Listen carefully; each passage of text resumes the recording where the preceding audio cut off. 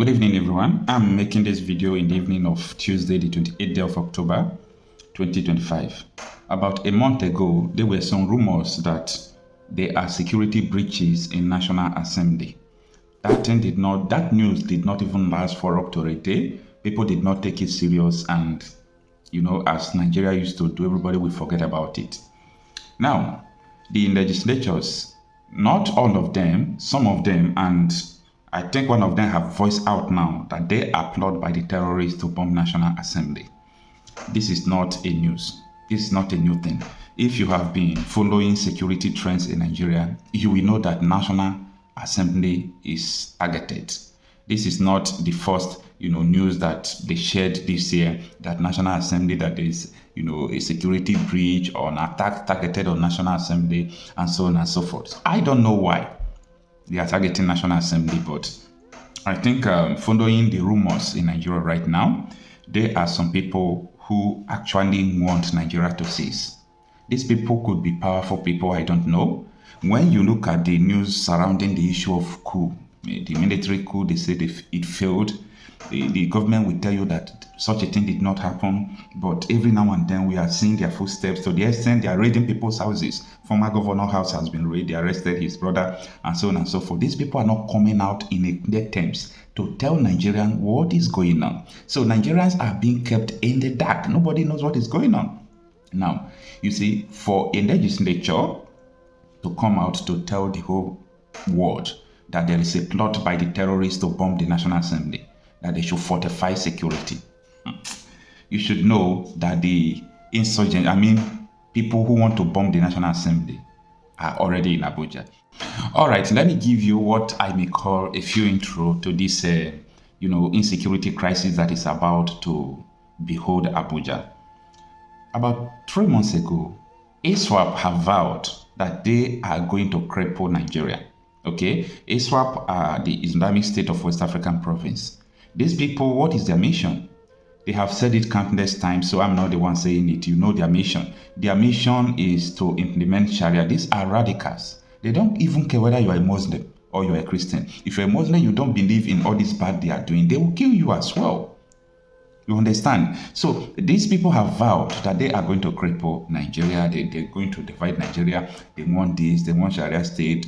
They have been doing all these things right from time. And this is about 3 months ago. I don't know if Nigerian security agencies are keeping record of all these things. If a terrorist give a threat, you're supposed to follow it up. But what I'm trying to say in essence is that this threat is real. So anybody who is underplaying it is underplaying it at his own peril. So if the legislature, if people have been saying that, don't mind that man because he wants them to do something. No, the man is serious. Now, let us understand these details from the report from Sahara Reporters. It reads that the Nigerian legislators raised alarm over terrorist plot to bomb National Assembly, demand urgent security reinforcement. However, security reinforcement most of the time don't work. If these people can go to army barrack and bomb it, take their ammunition, kill soldiers, is it the National Assembly that you fortify security, they can't bomb if they want to bomb it? So for those of you who care, okay, because most politicians, I believe they are collaborating with these terrorists. But for those of you who care, technology works more than gun today. If you want to have a security around you, it doesn't necessarily mean bringing armed men and so on and so forth. So that is a video for another day. So what happened? Let us understand more details about this.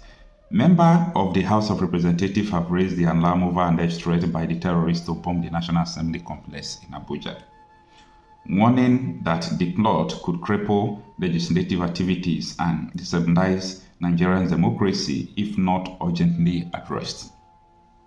The chairman of the House Committee on Internal Security, Garba Mohammed, made the revelation on Tuesday during a public hearing on a bill seeking to establish the Legislative Security Directorate, a new agency that will be responsible for coordinating security operations within the parliament. Out of the article. So I believe because of this threat that is making these people to bring a directorate of security, National Assembly, something like that. But these people are so heartless in the sense that the insecurity challenges in Nigeria from north to the south, east to west, this is holistic. Nobody's talking about it. So the poor people are dying. Nobody's making bills. It's only Nnamdi Nwoko, my own senator, that at the time he sponsored a bill that everybody should carry gun. That if everybody carry gun, the insecurity in Nigeria will reduce. And this was his argument. He said most of these bandits, they leverage on the villagers not having guns, not having protection. They will just come, shoot, and do what they want to do. They will go. Even 4 AK-47 can bring the whole village down. But Nnamdi Nwoko said, if everybody is carrying gun, these people enter the village, they will not move an rifle. The villagers will hold them down. So this was the argument of Nnamdi Nwoko, and he was right. Now, what am I trying to establish? These politicians, they try to protect themselves, not protecting you. And after everything, you will still be clapping for them, opening your teeth for them. They don't care about you. They care about themselves. So that is what that means right now. This is what he said in quote, from the next paragraph. It says, we have received threats from terrorists to bomb the National Assembly complex, and the threats from protesters to lock up the National Assembly, the lawmaker said. Legislators are exposed to threats from constituents and others who gain easy access to their office without any formal appointment. In listing several recent security lapses within the premises, including theft of cars and motorcycles, vandalism, fake identity cards, and infiltration by unregistered visitors, warning that the legislative complex had become increasingly porous. The Kanu lawmaker said the situation required immediate intervention, noting that if security measures were not strengthened, the legislature could be forced to suspend plenary session over vital national functions. And this is what he said in quote. If proper measures are not taken, it will truncate legislative activities. If activities are thwarted, there will be no representation, no oversight, no annual budget, no plenary at all. And that will destabilize democracy and stability of our nation, he added. I still want to say that all these things are not important as the lives of people who are dying every day. Because the primary duty of a government is to protect the lives and property of the people. I've never seen any bill to protect the people this year. But these people are so concerned about themselves that if we do not do anything, if we suspend legislation, this will not happen, this will not happen. Most of you people's sittings, is it helping the poor? Your sittings are not helping. If your sittings are helping, there will be changes. So that is my own opinion about it, Mohammed described the proposed security directorate as a proactive step to fortify the National Assembly against potential attacks, saying the agency will adopt global best practices in parliamentary security architecture. Now, second to the last paragraph said, he also urged the State House of Assembly to take immediate steps to secure their chambers, warning that threats to legislative institutions were threats to democracy itself. But the threat to human beings, to poor masses, is not a threat to democracy. The need to effective security measures in the National Assembly cannot be overemphasized because Parliament has to remain accessible to the public, he said. However, the bill is committed to ensure the best security architecture to protect legislatures, staff, visitors, and property. So this is where the articles from Sahara Reporters end. What do you think about this? For me, I did not say that people should not protect themselves.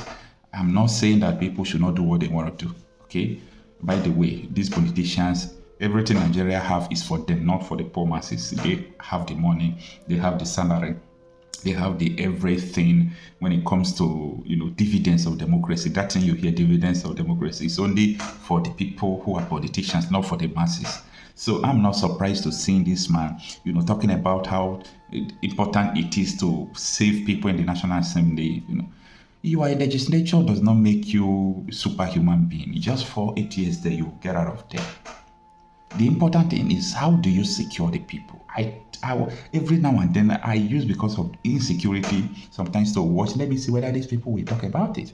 The only way they talk about it was the day they said that terrorists are already in Ogbomosho. Every senator, they were standing up talking about their own security issues. They were scared of their life. They were not necessarily interested in people, the masses who are dying, but they were just because They don't want to die.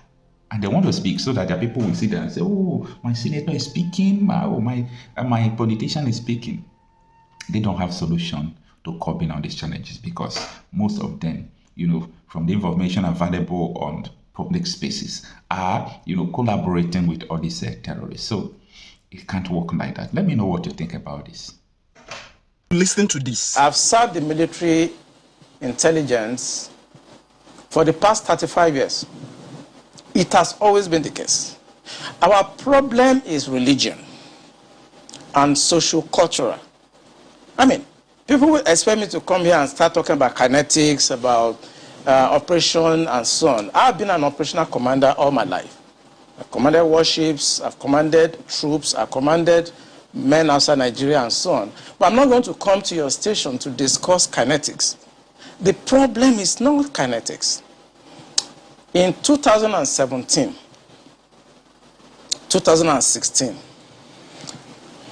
I'm always a member of the Security and Intelligence Brief at the Defense Headquarters. I told them, General Lawrence Shakin then, that the challenge we have in this country cannot be solved the same way we solved the problem of Niger Delta. The Niger Delta problem was solved during Yaradua time, basically by me. And I told them that we can't use that same template for Boko Haram. I told General Lawrence Shakin to look at the center of gravity of the problem. And we all came together. I was made a member of the committee, including Atahiru that just died was a member of that committee in 2016, 2017. And we came to a conclusion after several arguments. Okay. And the arguments were three. To identify the center of gravity of the problem, one group said it is the fighters, the Boko Haram fighters are the center of gravity, so we should go after them. Another group said the center of gravity of Boko Haram is Abubakar Shekau. So if we go after Abubakar Shekau, then the problem of Boko Haram will be solved. I took exception to the group. I said that is not the center of gravity of the problem of Boko Haram insurgency that we were having between that 2012 and 2017. And General Lawrence Shakin asked me, Olami, why are you giving problem? What is the problem? Give us the answer. And I told General Shakin that if I tell you the answer, you are not going to be able to solve the problem. He said, what is the problem? I said, the center of gravity of Boko Haram and insurgency in Nigeria are the sponsors of that program. It was beyond us. Because the job we need to do is kinetics.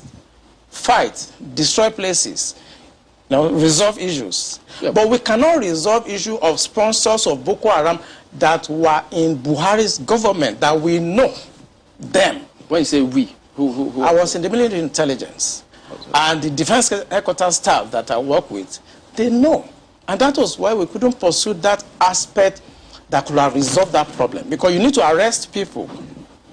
And recently, 400 people were gathered as sponsors of Boko Haram. Why is it that Buhari government has refused to try them? So the government knows sponsors of Boko Haram? Of course, it's in the news. In April this year, the government said they have arrested 400 Bureau de Change related, people that were sponsoring Boko Haram. They told us. Mm. And Abu Dhabi also helped us to arrest few Nigerians. Tried them, we know them. Why can't this government, if not that they are partisan and they are actually part of the charade that is going on, why can't they bring those people out for trial? So the Bureau de Change operators on the one hand, but you particularly said people in government. Are those part of the Bureau de Change, or those people that you say are in government are still there, government is aware, and government is condoning them? The people I mentioned that are in government are not these ones they just arrested. You remember this Boko Haram issue started since 2012. Yeah. And I was in the military intelligence that time. We arrested those people. It is my organization that actually conducts interrogation and interview. And they mention names. I mean, I can't come on the air and start mentioning names of people that are presently in government now that I know. Presently in government. That the boys that we arrested mentioned, some of them are governors now. Some of them are in the Senate. Some of them are in Aso Rock. Why should a government try to cause this kind of embarrassment and insecurity to the sense of what happened yesterday? And the solution I gave them in 2017, because when I identified the center of gravity for General Nnamdi, and they couldn't pursue it, because some of them were ministers.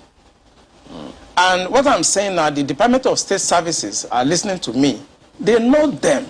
Yeah, you know, Commodore. So the solution I gave them was that if we can't pursue the policy strategic level, because the people that we need to talk to are also, you know, going to be difficult to deal with.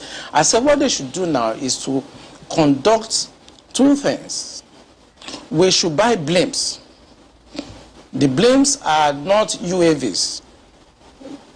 They are not drones. Blimps are equipment that can fly up to 10,000 feet, 30,000 feet, static if you want, mobile if you want, and they carry a lot of payload. We saw them in Afghanistan. We saw them in Kenya. This will be something that can give us real-time intelligence, and we can know where these bandits or terrorists, where they emanate from, when they finish operations that they've done, where they go back to. Okay, well, they did not buy this equipment up to. Okay, you said quite a number of things. Let's pick up on some of them and see if we could make some, you know, if you could shed some further light on some of them. Since 2012, I mean, you've been in operation, as you said, ever since that time. You questioned several people. Some people were identified at that time. Did the government at that time try any of them? Or were any of them also in government at the time? No, the government did not try any of them, and the defense headquarters where I worked then did not pursue that line of operation because it's beyond them. The defense headquarters, actually, when you look at the defense structure of Nigeria, they lie within the policy strategic level, but basically they are operational guys. So when you have policy problem, then they cannot go beyond their masters. They can write intelligence reports and say this is what is going on. And we've seen that the present government know what is going on. I'm sorry, is this a policy problem? I mean, the laws are clear. If someone is said to be involved in something as devious as this, the laws are clear. This person is meant to be arrested, questioned. I mean, it's quite clear. So is it a policy problem? We have the laws. So what is stopping the security agencies from actually enforcing the law, since that's what they are? I think what is stopping them is like when you are a member of a church and your pastor have decided to be at a certain level of spiritualism and you're a member of that church. You cannot be higher than your pastor. Spiritually, you can't, no matter what you do. So this is the same religion you spoke about? Yes. In real life, you see that the defense headquarters cannot conduct any operations that is not sanctioned by the commander-in-chief of the armed forces. They cannot. No matter how small, little they cannot. So when the Yar'Adua government decided to put an end to Niger Delta militancy, that was in 2007. What he did was simple. He called all the security chiefs and all the intelligence chiefs and tasked them to come up with a solution. The Defense Intelligence Agency, the National Intelligence Agency, the Department of State Services were called with the Inspector General of Police and the Interpol to come up with the solution to the problem. Then the problem was Niger Delta. The president was Yar'Adua. He was dispassionate. He wanted to solve the problem. Okay. Within 6 months, we solved the problem. I remember I have to go to Angola to go and bring Herioka, and nobody in Nigeria knew what we did. All we know is that since 27, 28 that we conducted our operation under Yaradua, Niger Delta issue has remained manageable. This government does not want to resolve this problem. They are escalating it because of tribal and religious sentiments. So